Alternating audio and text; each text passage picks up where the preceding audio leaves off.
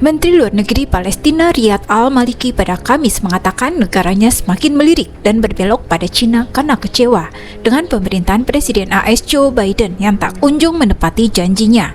3 tahun telah berlalu sejak janji Presiden Biden, tapi kami tidak melihat hasil apapun selain dukungan keuangan untuk badan bantuan dan pekerjaan PBB untuk pengungsi Palestina dan rumah sakit di Yerusalem Timur, kata Maliki kepada wartawan.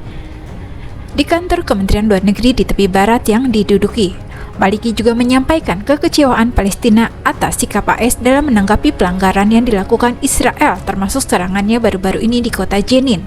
Oleh karena itu, Palestina kini berharap pada China yang mendukung keanggotaan penuh Palestina dalam Perserikatan Bangsa-Bangsa atau PBB. China tidak hanya berupaya meningkatkan kehadiran ekonominya, tapi juga kehadiran politiknya di Timur Tengah. Banyak negara di dunia menginginkan dukungan China karena telah menjadi pemain global yang penting. Tidak ada proses perdamaian di Timur Tengah. Jika itu terjadi di masa depan, kenapa China tidak dilibatkan dengan negara-negara lain, tambahnya? Palestina menuding AS berpihak kepada Israel dan bersikap bias dalam kelanjutan proses perdamaian yang macet antara kedua negara. Negosiasi perdamaian antara Palestina dan Israel terhenti pada April 2014 karena berbagai faktor, termasuk langkah Israel untuk melanjutkan pembangunan permukiman ilegal Yahudi di tepi barat yang diduduki dan menolak solusi dua negara dengan Palestina. Mengenai klaim baru-baru ini tentang upaya normalisasi antara Israel dan Arab Saudi, Maliki menekankan bahwa Arab Saudi menganut solusi dua negara sebagai syarat untuk normalisasi hubungan dengan Israel, termasuk mendukung pembentukan negara Palestina merdeka dengan Yerusalem Timur sebagai ibu kotanya.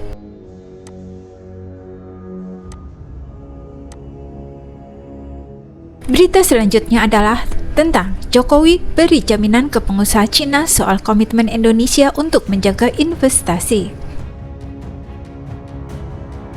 agar tetap stabil dan berjalan dengan baik. Hal itu disampaikan dalam pertemuan bisnis bersama Kamar Dagang Indonesia di Cina dan sejumlah pengusaha setempat di Shangri-La Hotel Chengdu, Cina pada Jumat, yang mana Presiden mengimbau agar para investor tidak ragu mengutarakan kendala yang mungkin dihadapi kalau berinvestasi di Indonesia.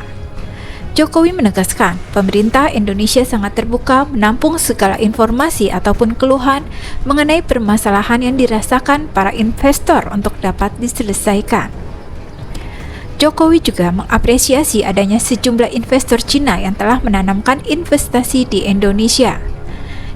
Ia memaparkan sejumlah proyek investasi prioritas yang tengah dikerjakan, mulai dari ekosistem kendaraan listrik, energi baru terbarukan, serta pembangunan ibu kota negara atau IKN. Jokowi menilai sektor energi baru dan terbarukan bisa menjadi pilihan terbaik bagi pengusaha Cina untuk berinvestasi di Indonesia. Hal itu dikatakan Jokowi saat berkunjung ke Chengdu untuk memenuhi undangan Presiden Xi Jinping yang bertepatan dengan 10 tahun kemitraan strategis komprehensif antara Indonesia dan Tiongkok. Jokowi mengatakan, China adalah mitra dagang dan investasi terbesar bagi Indonesia. Selain melakukan pertemuan dengan Presiden Xi Jinping untuk membahas sejumlah agenda prioritas, baik di bidang investasi atau berbagai proyek strategis antara Indonesia dan China, juga di bidang perdagangan dan kesehatan serta isu-isu regional dan global. China adalah mitra dagang terbesar Indonesia dengan nilai perdagangan tahun lalu mencapai lebih dari 133 miliar dolar AS atau sekitar 2.002,8 triliun rupiah. Menteri Luar Negeri Retno Marsudi menjelaskan, dalam beberapa tahun terakhir, neraca perdagangan Indonesia-China semakin seimbang. Bahkan tahun ini Indonesia mulai mencapai surplus. Lebih lanjut, Presiden Jokowi disebut telah menyambut baik penandatanganan protokol impor untuk tepung porang dan bubuk tabasher atau bigar bambu.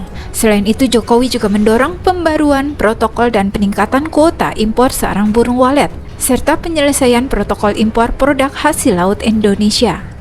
China merupakan investor terbesar kedua di Indonesia dengan nilai 8,2 miliar dolar AS atau sekitar 123,5 triliun rupiah pada tahun lalu.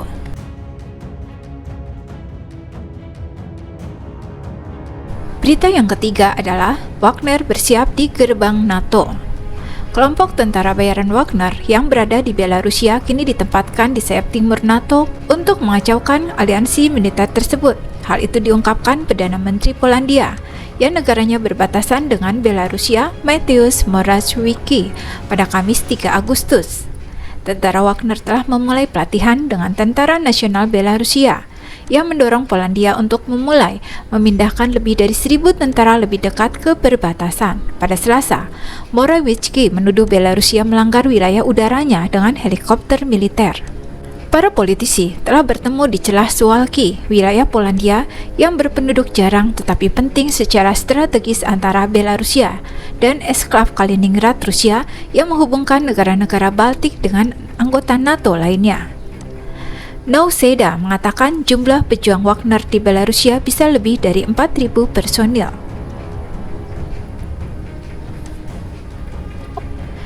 Celah Suwałki, menurut Cindy Regner, koridor di sepanjang perbatasan Lituania-Polandia ini semakin diamankan. Pada Juni lalu, keputusan Lituania memblokir transit barang-barang yang disetujui Uni Eropa dari daratan Rusia ke Kaliningrad. Kremlin mengancam negara Baltik itu dengan konsekuensi serius. Apakah celah Suwałki merupakan target militer potensial untuk pembalasan Moskow?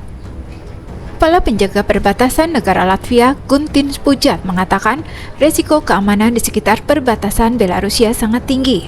Bukan hanya dengan Wagner, tapi Minsk juga menggunakan migran sebagai alat perang hibrida untuk mengacaukan Eropa Barat. Perlu diketahui, Wagner merupakan pasukan sewaan Rusia di perang Ukraina. Namun pada Juli, Wagner melakukan kudeta gagal yang membuatnya terusir ke Belarusia.